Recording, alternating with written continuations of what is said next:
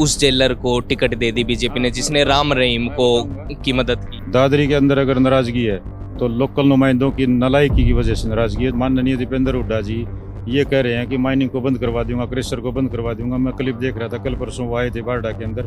क्यों करवा देगा भाई? 8 तारीख को 12 बजे तक का टाइम है, या तो सुधर जाओ या दादरी छोड़ दो। जो संजय छपारिया हैं वो बोले कि भाजपाई तो मैं हूँ, टिकट वो ले गए, मैं तो कब से मांग रहा हूँ। तो वो आपके साथ क्यों नहीं आए लोग? क्यों बबीता फोगाट मेरे साथ है। मैं नई राजनीति करने आया हूँ। मैं राजनीति का जो पुराना डर है उसको बदलने आया हूँ। नमस्ते, राम राम। मेरे साथ सुनील सांगवान जी मौजूद हैं। दादरी से बीजेपी के प्रत्याशी हैं, पूर्व जेलर हैं और जेलर की नौकरी से इस्तीफा देकर बीजेपी की टिकट पर दादरी से चुनाव लड़ रहे हैं। सर नमस्कार, राम राम। नमस्कार जी, आपके सभी दर्शकों को नमस्कार। कैसा चल रहा है चुनाव प्रचार? चुनाव प्रचार धुआंधार चल रहा है और माहौल एक तरफा लग रहा है। किन मुद्दों को लेकर सर जनता के बीच में जा रहे हैं? क्या बड़ी वो चीजें हैं जो आप करना चाह रहे हैं? देखिए, पूरे हरियाणा प्रदेश में जितनी भी राजनीतिक पार्टियां सभी अपना अपना घोषणा पत्र जारी करती हैं। मैं ऐसा मानता हूं कि पूरे हरियाणा के 90 विधानसभा क्षेत्रों में मैं पहला ऐसा उम्मीदवार हूं जिसने अपना हल्के लेवल का घोषणा पत्र जारी किया है, जिसमें मुख्य 10-15 मांगे हैं। जो कि मैं ये कहा है कि दादरी हल्के की जनता अगर मेरे को नुमाइंदा चुनती है तो आने वाले 5 साल में मैं ये काम करूँगा। मैं ये पूछना चाहूंगा कि नौकरी अच्छी खासी चल रही थी, क्यों राजनीति में आने का फैसला लिया आप? देखिए, ये शहर मेरा शहर है, ये हल्का मेरा हल्का है। मेरा बचपन यहाँ बीता है, मेरे बच्चे यहाँ हुए हैं, मेरी शादी यहाँ हुई है, मेरे माँ-बाप यहाँ रह रहे हैं। ये इस शहर में दुर्दशा देख के, इस शहर की क्या था, 2 घंटे बारिश हुई, 2 घंटे बारिश का पानी जो है वो 4 महीने नहीं निकला। इस वार्ड का पानी उस वार्ड में, उस वार्ड का पानी उस वार्ड में, यूँ चक्कर कटाते रहे। इस दुर्दशा को दूर करने के लिए मैं राजनीति में आया हूँ। सर थोड़ा सा आपके बारे में स्टडी कर रहा था। एक ज्यादातर मीडिया में कंट्रोवर्सी आपको लेकर चलती है और ऐसे लिखा जाता है कि उस जेलर को टिकट दे दी बीजेपी ने जिसने राम रहीम को की मदद की। मैं बताऊंगा। देखिए, पैरोल 2 तरह की होती है, एक इमरजेंसी पैरोल, एक नॉर्मल पैरोल। इमरजेंसी पैरोल की कॉम्पिटेंट अथॉरिटी सुप्रीटेंडेंट जेल है। उसने 3 इमरजेंसी पैरोल अप्लाई किए हैं, तीनों एप्लीकेशन मैंने रिजेक्ट किए हैं। रिजेक्ट क्यों किए हैं? क्योंकि उसके अंदर ये होता है कि ब्लड रिलेशन के अंदर अगर कोई सीरियस बीमार है, हॉस्पिटल में एडमिट और सीरियस बीमार है, या ब्लड रिलेशन में किसी की डेथ होगी, तो इमरजेंसी पैरोल है। ये मैं नहीं कह रहा हूँ, ये एक्ट है, ये कानून है। उसने 3 पैरोल लगाई इमरजेंसी की। तीनों पैरोल में उसने ये कहा कि मेरी मदर सीरियस बीमार है और हॉस्पिटल में एडमिट है। मैंने वेरीफाई करवाया गुड़गांव कमिश्नरी से। वहाँ से रिपोर्ट ये आई कि भाई इसकी मदर तो एडमिट है लेकिन सीरियस नहीं है। उस पॉइंट पर मैंने 3 इमरजेंसी पैरोल उसकी रिजेक्ट की हैं। रही नॉर्मल पैरोल की बात, नॉर्मल पैरोल में सुप्रीटेंडेंट जेल का कोई रोल नहीं होता। वो कैदी से चिट्ठी लेता है, इस साइड और इस साइड डिविजनल कमिश्नर को भेज देता है। फिर एक बात जैसे ये हुई कि टिकट आपको मिली तो आपने मदद की, क्योंकि इलेक्शन उस समय थे, लोकसभा के इलेक्शन चल रहे थे। क्या आपको नहीं लगता कि वो फेवर सा आपकी तरफ लोग भी इसी तरीके से देख रहे हैं आपको? नहीं, क्या मैंने क्या फेवर किया? लोग ऐसे बोलते हैं कि नहीं, मेरी तो वहाँ से ट्रांसफर हुए 1.5 साल हो गया। लोकसभा इलेक्शन तो 3 महीने पहले था। मेरी सुनारिया जेल से ट्रांसफ़र हुए, मेरी फरवरी में ट्रांसफ़र हो गई थी 2023 में। आज कौन सा महीना है, कौन सा साल है? लोकसभा इलेक्शन कब था? वो तो 1.5 साल पुरानी बात हो रही मेरे को वहाँ से गए हुए। हाँ। अच्छा सर, आप बीजेपी में आए, आपको नहीं लगता कि थोड़ा-सा अब समय बीजेपी के लिए ठीक नहीं है? क्योंकि थोड़ा-सा डिक्लाइन की तरफ हम देख रहे हैं, 5-5 सीटें लोकसभा में रहेगी। देखो, पूरे हरियाणा का मेरे को नहीं पता, पूरे हरियाणा में क्या होगा, क्या नहीं होगा। मैं दादरी की बात कर रहा हूँ, जो आप एंटी इनकम्बेंसी की बात कर रहे हैं, जो डिक्लाइन की बात कर रहे हैं। दादरी के अंदर ना तो कोई बीजेपी से नाराज़ है, ना कोई सरकार से नाराज़ है। दादरी के अंदर अगर नाराज़गी है, तो लोकल नुमाइंदों की नालायकी की वजह से नाराज़गी है, जो जनता के साथ टच नहीं रख पाए, जनता का काम नहीं कर पाए, जनता की सुख-दुख तकलीफ़ को दूर नहीं कर पाए। तो अभी क्या प्लानिंग आपने की है कि अगर आपको विधानसभा भेजती है यहाँ की जनता, तो क्या प्लानिंग है कि ये गिनवा पाओ 1-2 मैंने काम आप? बताया ना, मैंने अपना घोषणा पत्र जारी किया है, जिसमें सारे क्षेत्र मैंने कवर किए हैं। और जो वो काम लिखे हैं, ये बिजली का, पानी का, सीवर का, ये तो है ही है शहर की दुर्दशा का। शहर का बाईपास है, शहर की सीसीआई है, क्रेशर जोन जो माननीय दीपेंद्र हुड्डा जी ये कह रहे हैं कि माइनिंग को बंद करवा दूंगा, क्रेशर को बंद करवा दूंगा। मैं क्लिप देख रहा था, कल परसों वो आए थे बारडा के अंदर। क्यों करवा देगा भाई?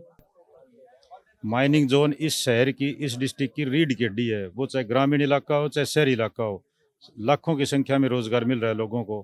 क्यों बंद करवा देगा वो? क्योंकि उसके रिश्तेदार माइनिंग का काम करते हैं राजस्थान में। अगर यहाँ का माइनिंग बंद होगा तो उसके रिश्तेदारों को बेनिफिट होगा। ये दादरी की जनता पूरी समझ चुकी है कि उनका हितैषी कौन है और कौन नहीं है। मैं आपका भी इंटरव्यू देख रहा तो आप एक बात कह रहे हो कि जो बदमाश है उनको मैं दादरी से भगा दूंगा, क्या उस पे भगा प्लानिंग? दूंगा नहीं है, मैंने ये नहीं कहा भगा दूंगा। यहाँ बदमाश कोई है नहीं, टुच्चे बदमाश हैं, छोटे बदमाश हैं। मतलब जो इंटरनेशनल बदमाश हैं, जो नेशनल लेवल पर बदमाश है, स्टेट लेवल के बदमाश हैं, वो नहीं है यहाँ। मैं ये कह रहा हूँ कि जब मैं 22.5 साल की नौकरी की है, 22.5 साल में जब मैंने उनको सीधा कर दिया, रोहतक, झज्जर, गुड़गांव, सोनीपत जैसे हार्डकोर जो क्राइम कैपिटल कहलाई जाती है, उनको मैंने कंट्रोल किया है, तो ये तो कुछ भी नहीं है बेचारे। तो उनको सुधार दोगे अगर छोटे मोटे भी ऐसे कोई? मैं उनको ये कहता हूँ, मैं हर जनसभा में ये कहता हूँ कि 8 तारीख को 12 बजे तक का टाइम है, या तो सुधर जाओ या दादरी छोड़ दो। सर जैसे पीछे भी यहाँ से बबीता फोगाट ने चुनाव लड़ा और थोड़ा सा ऐसी बातें चली कि आपसे नाराज चल रहे हैं। यहाँ पर पूर्व चेयरमैन है जो इंडिपेंडेंट खड़े हो गए, उन्होंने भी, मैंने कल उनसे बात की, जो संजय छपारिया हैं, वो बोले कि भाजपाई तो मैं हूँ, टिकट वो ले गए, मैं तो कब से मांग रहा हूँ। तो वो आपके साथ क्यों नहीं आए लोग, क्यों पार्टी पे इतना भरोसा नहीं रहा? नहीं, बबीता फोगाट मेरे साथ है, आपको किसने कहा नहीं है? मेरा नॉमिनेशन फाइल करवाया है, मेरी फ़ोन पर बात होती रहती है, उनके साथ जुड़े हुआ हर व्यक्ति मेरे साथ है, हर व्यक्ति मेरे साथ है। और कोई अलग ऐसी कोई समस्या अगर आपने देखी हो, जैसे क्योंकि मैं जब आया तो रोड वो तो आपने बात करी दी, कोई ऐसी एक चीज की जनता के लिए बहुत जरूरी है, दादरी की समस्या, क्योंकि आप यहाँ पैदा हुए, आपने सारी चीजें देखी हैं, कोई? नहीं, दादरी के साथ एक्चुअल में प्रॉब्लम क्या है कि दादरी शहर के चारों तरफ गवर्नमेंट लैंड कहीं नहीं है, कमेटी की लैंड कहीं नहीं है, जहाँ कोई इंस्टीट्यूट लिया जा सके या जहाँ कोई बड़ा संसाधन लिया जा सके, ज़मीन एक्वायर करनी पड़ेगी। तो इसमें सीसीआई जो है 200 एकड़ की लैंड है, चाहे कितना ही काम करवा लो आप, नई ज़मीन एक्वायर हुई है, उसमें कितना ही काम करा लो, जो भी आप इंस्टीट्यूट लेके आते हो वो शहर से दूर लेके आने पड़ते हैं। जैसे मेरे फादर पिछली बार पॉलिटेक्निक ले आए, ज़मीन की कमी की वजह से वो पॉलिटेक्निक छपार में गया। किसान मॉडल स्कूल लेके आए, दादरी शहर में ज़मीन की कमी की वजह से वो भीड़ भर भी गया, लेकिन आए तो सही ना। आज छपार गांव के अंदर 5 पीजी चल रही हैं, छपार गांव के लोगों की, किसको रोज़गार मिला?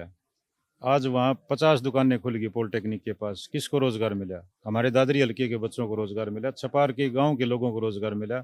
चरखी जो ये किसान मॉडल स्कूल है, इसके अंदर मैं आर्म्ड फोर्सेज प्रिपरेशन इंस्टीट्यूट लेके आ रहा हूँ, उसके अंदर 9th क्लास में एडमिशन होगा, 4 साल पढ़ाएंगे, एनडीए की तैयारी कराएंगे, एसएसबी की तैयारी कराएंगे। और मैं आपके चैनल के माध्यम से बिल्कुल दावा करता हूँ, आने वाले टाइम में हमारे दादरी हल्के के अंदर गली गली में ये कहेंगे, यो कौन सा बोले, यो लेफ्टिनेंट जास, यो कौन सा, यो कप्तान जास, यो कौन सा, यो मेजर जास। सुनील जी, एक हफ्ते के आसपास समय बचा है वोटिंग के लिए, कैसा प्यार मिल रहा है लोगों से और क्या कॉन्फिडेंस बिल्ड हो गया है कि हाँ मैं जीत पाऊंगा, या क्या रहेगा? देखो, मेरा ये मानना है कि भीड़ तो आप कोई भी उम्मीदवार जोड़ लेगा, किसी भी तरह हथकंडा अपना के जोड़ लेगा, लेकिन भीड़ के अंदर जोश नहीं खरीदा जा सकता। भीड़ का जोश हथकंडे अपनाने से नहीं आता। भीड़ का जोश तो जो उसके दिल में है ना, जो नेता दिल में है, उसी के कारण जोश आएगा। आप चलिए मेरे साथ, किसी भी गांव में चलिए, किसी भी वार्ड में चलिए, भयंकर जोश है, जबरदस्त जोश है। आखिरी सवाल है सर, कंपटीशन में किसे मान रहे हैं, किसी पार्टी को, किसी और नेता को? देखिए, मैं बताऊं, कंपटीशन, मैं नई राजनीति करने आया हूं, मैं राजनीति का जो पुराना डर है उसको बदलने आया हूं। मेरे को आज टिकट मिले 25 दिन हो गए, पर चुनाव प्रचार करते हुए 25 दिन हो गए। मैं कभी ना कांग्रेस, ना आईएनएलडी, ना बीएसपी, ना जेजेपी, ना आम आदमी पार्टी, मैंने किसी के ऊपर भी व्यक्तिगत आरोप नहीं लगाए, ना मैंने आज तक मेरी किसी भी जनसभा में किसी का नाम लिया है। वो अपना एजेंडा रखें, वो अपना विजन रखें, मैं अपना एजेंडा रखूंगा, मैं अपना विजन रखूंगा। जनता को जो समझ में आए, जनता उसको चुनेगी। जी सर। तो दोस्तों, सुनील सांगवान जी मेरे साथ जुड़े, इन्होंने कहा कि औरों पे आरोप की मेरी राजनीति नहीं है, मैं जो काम कर सकता हूं या जो काम मैं करवाऊंगा उन मुद्दों पर मैं वोट मांग रहा हूं। आपको वीडियो कैसा लगा कमेंट बॉक्स में जरूर बताइएगा। मेरा नाम सन्नी कौशिक है, कैमरे के पीछे है साहिल। राम राम।